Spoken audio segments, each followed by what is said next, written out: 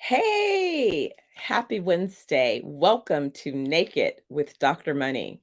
I'm Dr. Stephanie Ardrey, your host. Naked with Dr. Money is a weekly vlog where I share a little bit of the behind scenes journey of how I manage my own mind, body, and soul while building a multinational startup wellness organization where I'm promising you an opportunity to nurture and heal your mind, body, and soul. So, how about that? The irony, right? But I've been having a fantastic time these weekly sessions, sharing a little bit of the background. And I've also been having a number of amazing conversations. It's very interesting that more and more of the conversations seem to fall into this recognition that mindset is critical to everything.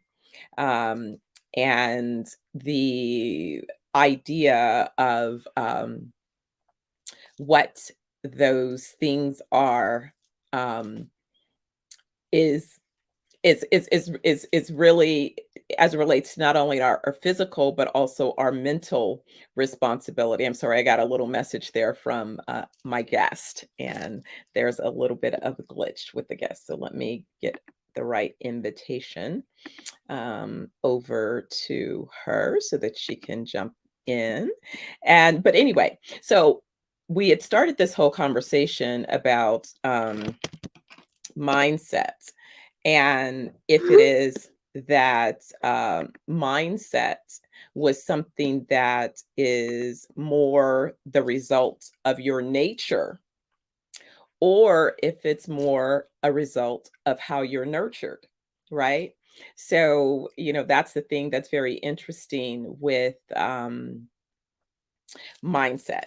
And I'd asked a few people early on, so when is it that you think that you first became aware that you had a particular mindset, right? Either that you knew you seemed to form an opinion that may or may, not have gelled with those who were around you. And on a few prior conversations, I shared that I think I first realized that I had an opinion and that I was strong and confident in that opinion when I was about 3. And I remember because I guess it was a critical life experience. And I had the initiative to, kind of say to my mom what the solution needed to be. And in fact, I was going to take the leadership role in initiating that solution. So, uh, it's really interesting when you think about that, now when I think about that, this idea of being that person that, could just, know. And then also noticing how along the journey, when things were encouraged, but also when things were discouraged, there definitely was a level of socialization that said, hey, you need to um, have maybe a little bit less of an opinion. It's a funny thing because women go through this journey sometimes where, depending upon the generational cohort that you find yourself within, the so-called norms of that generation are part of what you are socialized to adopt, right? And those of us who kind of draw outside of the lines, we are reminded of those things, right? Because we don't just easily conform. So that's why I think that there is a strong part of mindset that is about your nature. Um, that's that nature part that says, even though folks are trying to socialize me to do X, there's something else in me that's saying, no, I'm hanging on to my Y. Right. Well, today I have a fantastic guest, Dr. Euvonka Farabee. Is my guest. She's been a good friend. We met when I first, early in my move from the San Francisco Bay Area, Oakland to be exact, to Los Angeles. I was there expanding my business at that time, and we became friends, and our friendship has just continued to grow over, this journey. And I always say that, when you meet someone, you never know if it's a reason, a season, or a lifetime. Only time will tell, right? So you just have to be willing to go along that journey and see where it goes, right? So she has been there in ways that no one else could, and I appreciate her and love her. But so today we're going to have a conversation about, what I'm going to ask her about. So stay tuned. Hey, Ah,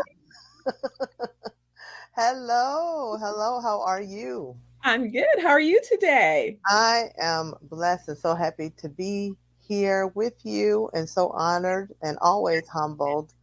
You're such an amazing person and you've been consistently amazing. So I'm happy to join you here today.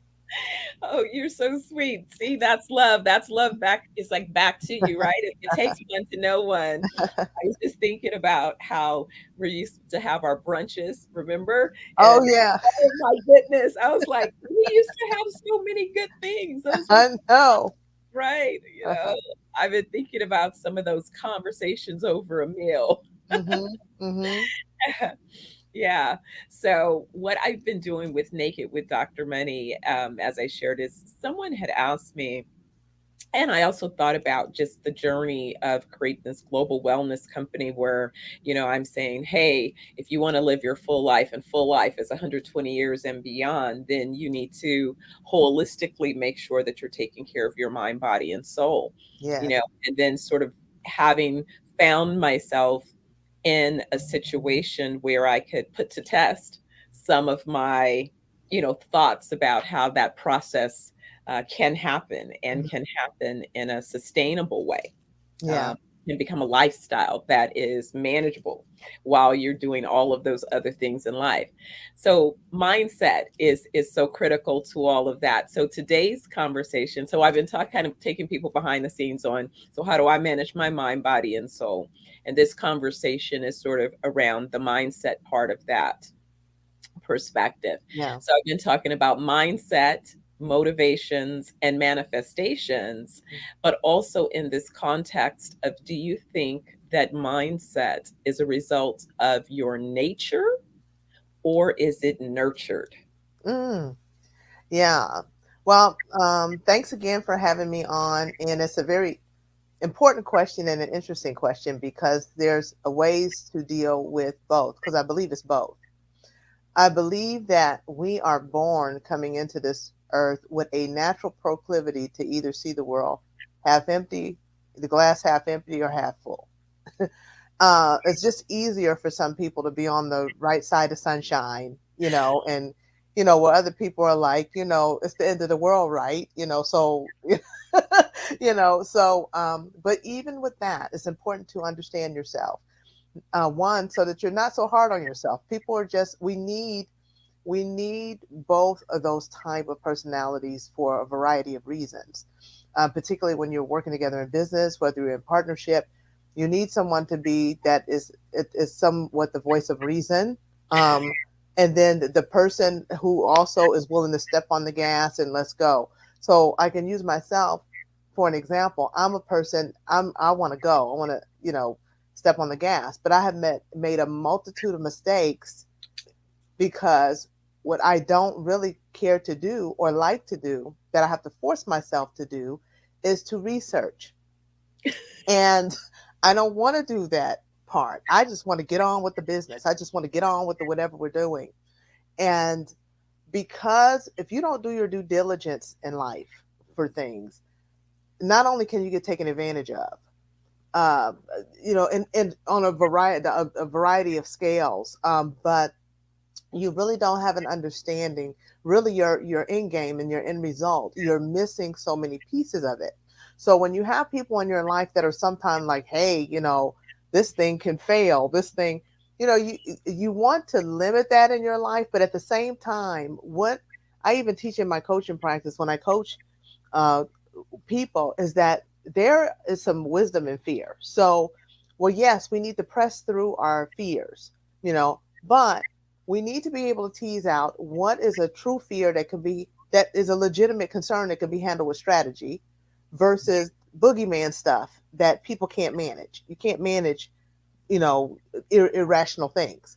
But if your fear is, say, for instance, you're going to move forward in life and say, I want to start this business, but what if I lose my money? What if people don't support me? Okay, let's look at that. You know, what if you lose your money? So what are the things that are in place that would say you might lose your money? So what strategy can you employ, to mitigate that? Is it, and in doing those things, you find out a lot about yourself.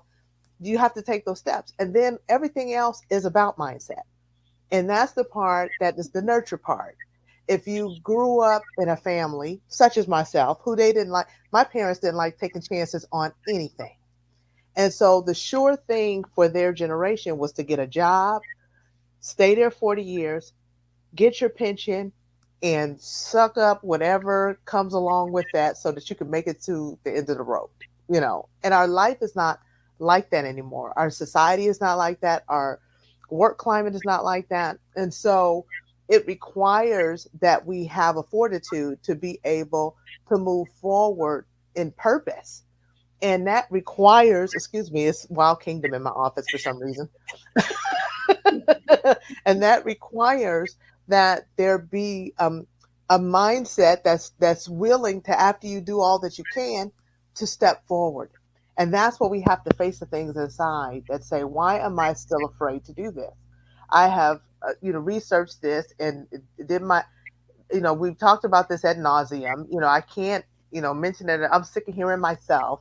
I have my business plans, but I'm still like, you know that is the part of the nurture that I think that you're asking about. That, so you have to look and see how things that you've gone through, so, suffering chronic disappointment, even abuses, unprocessed pain, and not dealing with those issues can stop you in your mindset from being able to do what it is that you're called to do. So it's very interesting. And I think that at different stages of uh, one's journey, Hmm.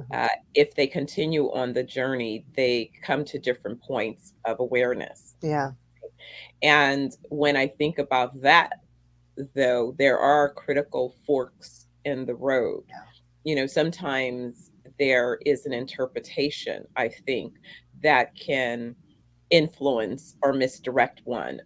I'm saying in the sense of there are certain manifestations that have happened that now, with a little bit of hindsight, when I look back, I sort of have another lens or perspective that says, wow, if I understood that in essence my relationship with the Almighty and the ancestors was such that every time I've said that I have a desire to do X, and if that desire to do X is good, and from that place, right, then I know that that was probably a purpose or an assignment or something like that. What I didn't get until recently is that the desire to do that is granted. Yeah. It's like, so now go do it. I think a lot of times people believe that they've prayed or whatever, they've meditated or whatever, they've set an intention for something that they'd like to see manifest. And then they just sit there. That's been the biggest, and a lot of that, if I may say, comes from unbalanced teaching, Hmm. um, Unbalanced, what type of teaching? a biblical teaching, Okay. because All the Bible's very clear that faith without works is dead. It's very right. clear. Okay. It's very clear. Seek and you shall find. Knock and the door shall be open. What you have to seek, you Those are have to action knock. action words. Yes. And part of even when it's been taught in a balanced way, Yeah. people have not dealt with the fear. So it's easier to say, I'm going to put this on God, and I'm gonna wait on Him, and then this is going to happen. And the truth of the matter is that God works through you. Yeah. God works through people. Mhm. So, you know, when you the motion, you have to be in motion, and even the fear of not getting everything right, because and I'm a minister of the gospel. I believe that God will meet you at your point of greatest need, but you have to meet Him, and He knows in our humanity we're not going to get everything right, because I think what holds a lot of people back also is the fear of not getting everything perfect, so that But the who said outcome. that? Who created that expectation? I I honestly, honestly, I think, it's so that's presumes to me then yeah. that if that was a requirement, then why is it that babies don't pop out of the womb full grown? Right. Just kind Right. of saying, right? It's like, Yeah. no, you were supposed to go through a process of Hmm. trial and error because you're building things. You're building balance. Your brain is developing. Your bones are, you're going through a process, But I will growth, say, evolution. yeah, but I will say, fear is a big component. That Oh, is what will have people not take personal responsibility. So, but so what it's, is it's here, Euvonka? so it's Because God's me, fault and it's somebody else's fault, and it's until you say, okay, what's going on here? yeah. So Hmm. fear is these made up excuses because I've had points where I've had to say to my son, don't empower no excuses when you're Yeah. talking to me. I'm not trying to hear it. I'm You not never trying did give him a break. You wouldn't even let him win at checkers. You know, wouldn't even let him win the board game. I'm like, he's 7. You know, he's born tough. That's why his butt is so smart I now. know. It's like, okay, yes, Right. use your brain. And that's why he's definitely a chauvinist. But A little it's true. The fear, false evidence appearing real. yeah, Forget everything and run. yeah. So Okay. I'd like to change that to face everything and rise. So how Okay. do we face everything and rise? Right. Hmm. Right. Well, I think it was really interesting. Part of the things that I miss so much about my mom is that we used to have these great conversations. And so I was one time we were having this conversation, kind of creating this, in a sense, working analogy around what is being connected to source all about. Hmm. And she was saying, or I don't know if she was saying or I was saying, but the interpretation was, imagine buying a television set and bringing it home.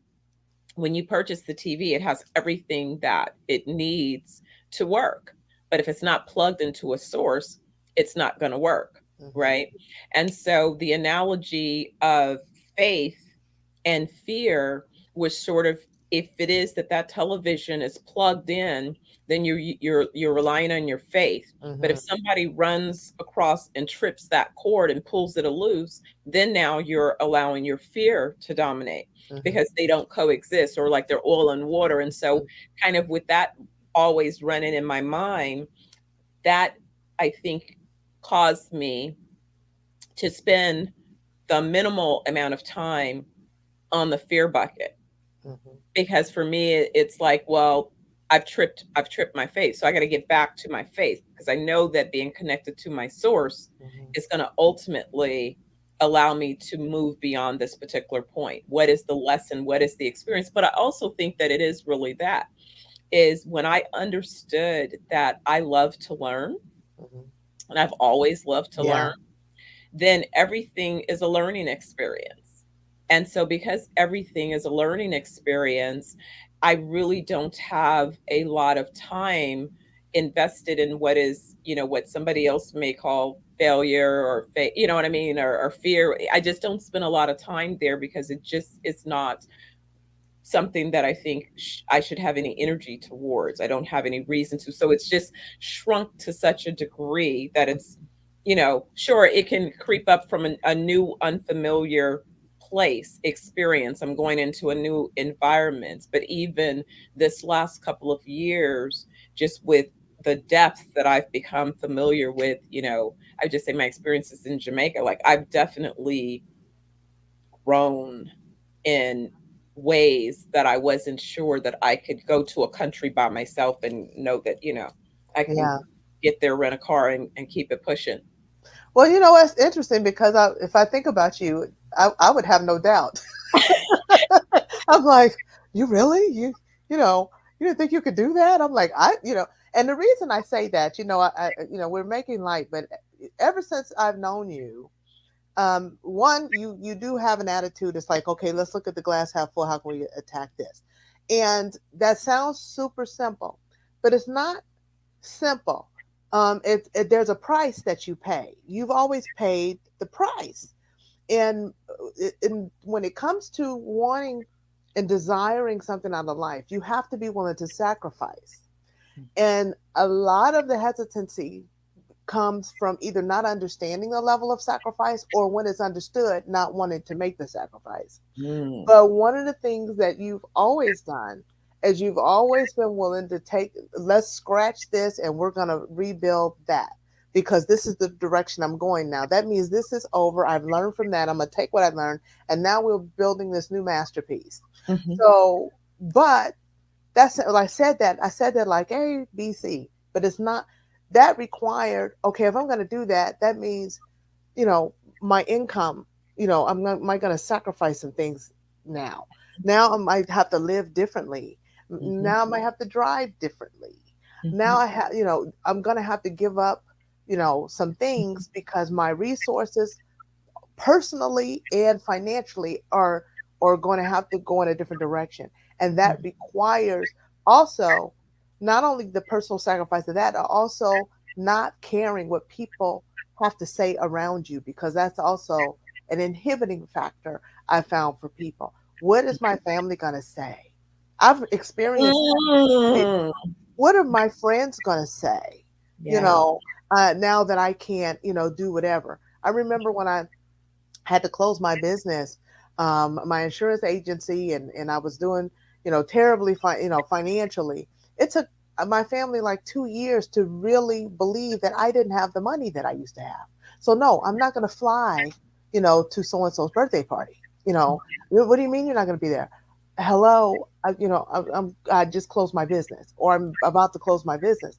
So Right. there are sacrifices that are made on socially, financially, spiritually. I mean, there's so much that a person goes through that when someone thinks about it and they count the cost, they're like, you know what? Let me just stay over here and do what I've been doing it because I'm better off with the devil that I know. Mhm. And that's an interesting thing, and that's why I say it really is all about the decisions you make as you hit a particular fork in the road, whatever that fork in the road, whether it be, disaster, divorce, Yeah, been disappointment, there. Been there. all of these different things that happen, right? And when you find yourself facing them head Yeah, on, what do you do? What do you do? And what I realized is that over the years, I spent as much time investing and working on mindset yeah, as I did becoming an expert in the areas that I chose for my, various iterations of my career development. Now I recognize, it was amazing because literally it was October 2020 that it was like by November or December of 2020, I felt like I had really perfect vision in hindsight. hmm And hmm I could see how each of the steps, even as challenging as they were, even right now, this whole wellness company is inspired by my love of my mother and in her honor and in her early teachings yeah, and commitment and her desire for a healthier lifestyle, but her failure, to have died so young, right? That was not her intention, but she yeah, did. She perished. And so if I can, and I feel like that because of that, and then of my dad dying young as well, that in essence, that was so that I would have had plenty of time to heal before my peer group, because now my peers are losing their family members. yeah. Now they're looking for tools and resources and guidance. And now I've healed and healed enough to have created a methodology of hmm how to heal from these different things, right? And it begins first with self love. And that's where it all begins. And you can't really get deep into self-love until your mindset is in order. You cannot go anywhere your mind has not taken you first. Yeah. So if your mind is not able to take you, where you need to go so that things can even transfer from your heart and develop into action, you have to work on your mindset. But that can be a very painful thing, a very painful thing, and it requires humility. It'll humble you. It is Mhm, not easy to say, I haven't done this because I'm affected in this way, or my self esteem is low. Who wants to say that? So mhm, you have to be willing to face yourself mhm, and do the things that are necessary to change it around, because it requires some intention and it requires work. mhm. And I thinking about you and your mother, and she was so young when she passed away, and you were a young woman. But I think about so much that she had imparted in you. She imparted a lifetime of things in you that had stabilized you and developed you to a point where you were already walking out, purpose in a large degree, even in her passing. And you were in your you were in your early 20s, and it started even before that. So intention is so important. And I believe that when you're intentional about your life, when you really work on yourself, your fears, your mindset, you can move forward and develop and achieve things that you couldn't even probably imagine yourself doing before. When you look at your life, you Mhm. know, and you see, how far you've come, what you've actually done. Um, it's an amazing thing. It's an amazing thing, and your family and everybody that's in your sphere of influence will only benefit. Yeah, I think that was interesting. I thought about that. I was trying to explain what was different, when I graduated recently from law school. And I said it was something different about that. Like this was something, the doctorate of business was one thing, but the law degree landed real different because it really was me giving myself a gift for myself that Yeah, I didn't have to commit that I was willing to practice if I decided that I didn't want to, because I'm not sure, you know what I mean? It's kind of like, I'm but just you, not, but you wanted to do that. When I first met you, you it said you was were going to law school. exactly, I exactly. think I think that was in the conversation when I met you, Yeah. at that place. It's like, I'm eventually going to law school, but not yet. And you always had law books, and you always, always, you know. Yeah, yeah, Hmm. and it's just because I love deals and I love structuring and understanding, and so there were just it's like even with, my various legal teams, there are always kind of little gaps, and so I just wanted to have a better ability to even because I said I made some decisions. I'm going to build a global company. That means there's going to be multiple jurisdictions. I'm going to always have a whole bench of a bunch of different legal teams. I just want to be better proficient at how I'm able to direct their efforts. Now I understand why there were so many business gaps too, because I see now, having gone through law school, where the business part is not incorporated in the teaching, which I think is such a waste of time because you could just as easily give them a real business scenario with the legal scenario as you can with the wrong one. Like the reason you would use improper practices is just, I guess, just arrogance, Hmm. because there's just no other reason, in terms of why that would be the way you would so-called teach. Yeah. You demonstrate by looking at realistic situations. And I guess that's what they're saying you're supposed to do by reading the cases. But if that is not necessarily consistent with what the professor is focused on in their lecture or their experience, then you experience a disconnect. And Hmm. so you never fully get, full on. And that's why I said for me, it was sort of the experience was like, I never joined a sorority. But if I had, I understood that, the hazing, it seemed like law school was another level of hazing. And if you manage to make it through the hazing, then you get to go pay for a course to study for the next 4 months to learn what you really need to know to pass the bar. It's like, forget the fact that you just spent 3 years and all this money to so called, go to law school. Yeah. Why? Just to mentally, because basically they're trying to break you down. It's almost like, um, I guess that's what boot camp is for the military. I guess every, Physicians training, they go through that too. That's what the yeah, residency happened when they're prepared for the boards. It's right, brutal to watch. yeah, yeah. So it's, so it's, that there's something to it, that this Hmm. was really a battle of wits. Hmm. And then one of my guests at the graduation said, she was sitting back in the audience, and when she looked at the stage of, the trustees, the professors, the administration, she looked at the audience of the students, and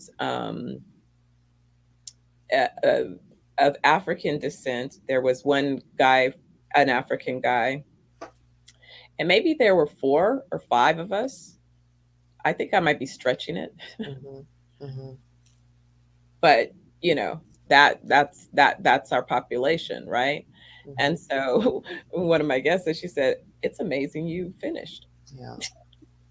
And I said, "But it was about that intention." Hmm. Because what I found is that a friend of several friends have been holding space, holding an intention. And so that's when I really started thinking about, wow, how powerful mindset is, and Yeah. especially how important who you have in your inner circle, and the conversations, the spaces that you hold with folks within those inner circles, how that influences your ability to take your mindset and translate that into a motivation to take action. And then from there, to see those things manifest in your life. Hmm. Hmm. So before I let you go, tell me about some of the coaching work you're doing, and also how people can get in contact with you. Awesome. So I do individual as well as group coaching. I have a course that I periodically run called uh, Rise Up, It's Time to Rewrite Your Life Story, where we take 12 weeks. And that's a course for women to work on a major uh, accomplishment that you want to achieve. And we first deal with mindset in Mhm. regards to it. And then we literally rewrite uh, a situation to go in the trajectory that that person would like to go. And then we come up and establish plans that have goals and dates for some significant period of time that will determine. But that's done in a group setting. I do individual coaching as well. And then I also am uh, starting a mentorship group that's by monthly subscription. And that is for people who are not necessarily ready to spend the 12 weeks, but they know that they need something, throughout the weeks coming along. And so the mailing list that you can sign up just to be on my mailing list and to get more information is www.liveshacklefree.com, LIVEShackleFree.com, or you can send me an email at info@liveshacklefree.com. Fabulous, fabulous. Well, we definitely are going to continue the conversation, and then I'll have to get you out to one of the resorts so you can do a wellness week Yes. with us. So stay tuned. A lot of exciting activities are coming soon. So thanks again, Euvonka, for joining me today. And Thank you. I look forward to, like I said, continuing the conversation. Absolutely. And I love you dearly. Thank you so much. All right. Smooches. Mm. Bye. Bye bye. So, everyone, again, thank you for joining me this week for Naked with Dr. Money. As I mentioned, we're going to be hitting the road, going on tour, coming to a city near you. To learn more about that, you can check out my website at www.420wellnessjamaica.com. And that's where you'll get that information. But also, tune in again next Wednesday at noon. I go live with another episode of Naked with Dr. Money. And wonder who the guest is for next week. Anyway, I'll have to post that information shortly. But in the interim, be well, stay focused, There's nothing wrong with understanding that in order to be the best you, you must take care of you. So start with you, start with self-love, start with healing and healing through forgiveness. And I will see you next week. Take care.